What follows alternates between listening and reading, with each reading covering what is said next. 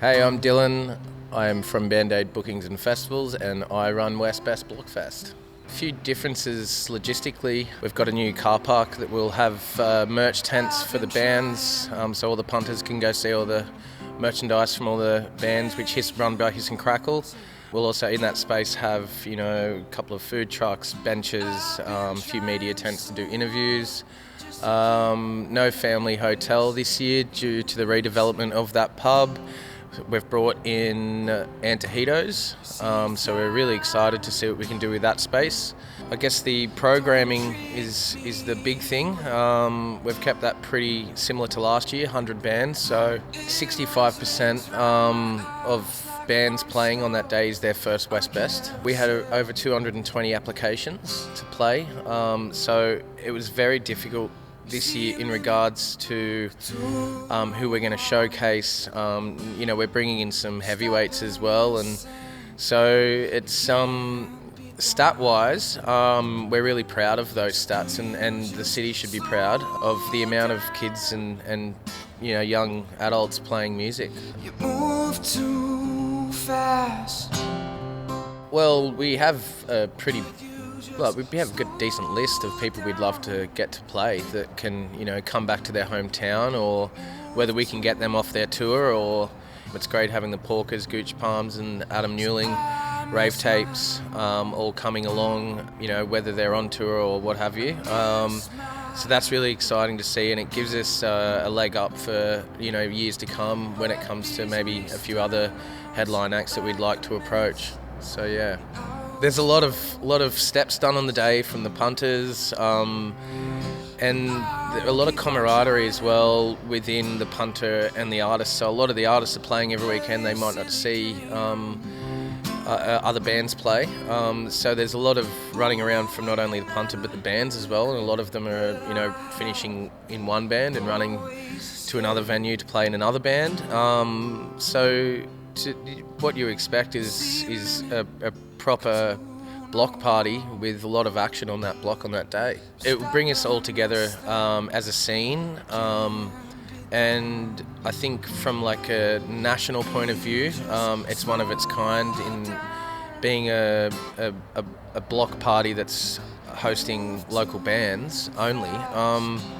So there is a few factors to why it's important, and it is quite humbling to know that, Wanagi, Chris and I have worked really hard over the last, 3.5 years to get this into its third year, and have it be successful and still here. There's a lot of competition and there's a lot of chats about, successes or failures of festivals. So for us to be continuing and have support from the City of Newcastle and sponsors and partners, it really brings us all together to celebrate something that is unique to this country, I would say, and possibly, maybe even parts around the world. So we're really stoked to have the amount of bands and their parents that give them guitars and pianos and drums, and for some reason that's just the way Newcastle is. It's a music-loving city, so we're really stoked to be able to showcase it, really.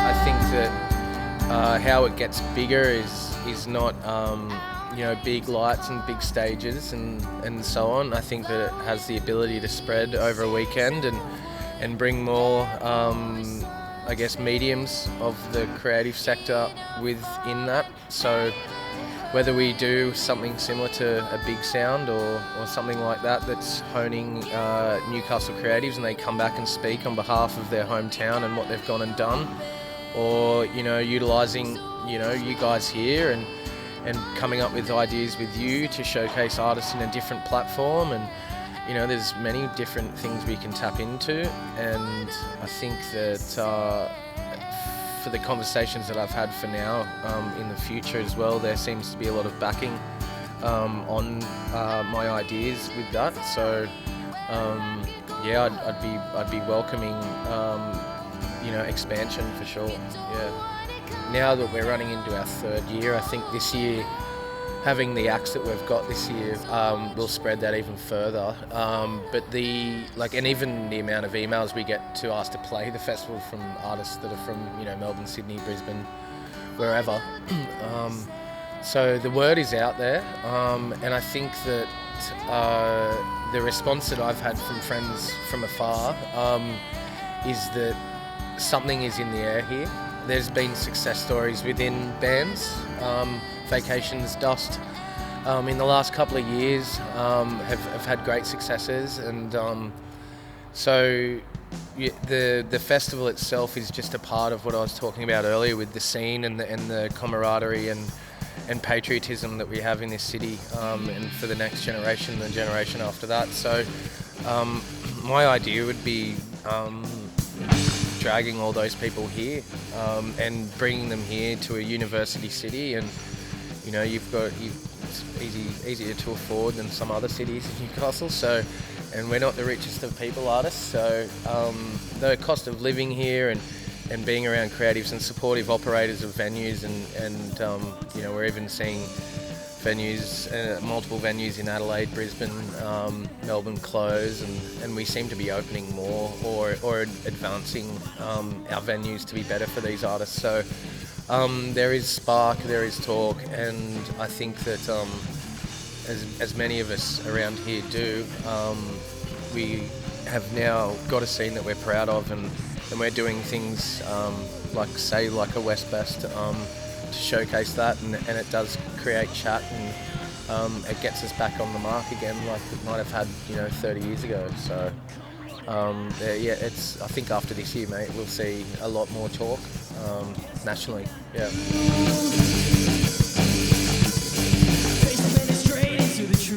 Yeah, I think that the collaboration process has been an organic one with a bunch of young venue owners on that block that see the value in supporting the next generation. So if we kind of have a common goal of not only pretty much all of us that own the venues on the block, we get along, similar age group, and when these collaboration processes are happening, they're quite organic and have been even prior to the start of West Fest. So, we all pop into each other's bars, we all, so if we, can spread around the efforts and we can help do something, as long as the ideas are on the forefront of being progressive and helping and nurturing, then I think that no one's going to deny putting their hands in and giving us a helping hand. So bringing people in and working with us or alongside us, or to help benefit their product or their medium of art, whatever it might be, so everyone wins. There's no loser, and that trickles all the way down to the punter at the end of the day. So yeah, the punter will be stoked on our efforts together. So get your tickets, westbestblockfest.com, 6th of October, gates open at 11 o'clock in the morning. Get in there and have fun, and I'll see you there.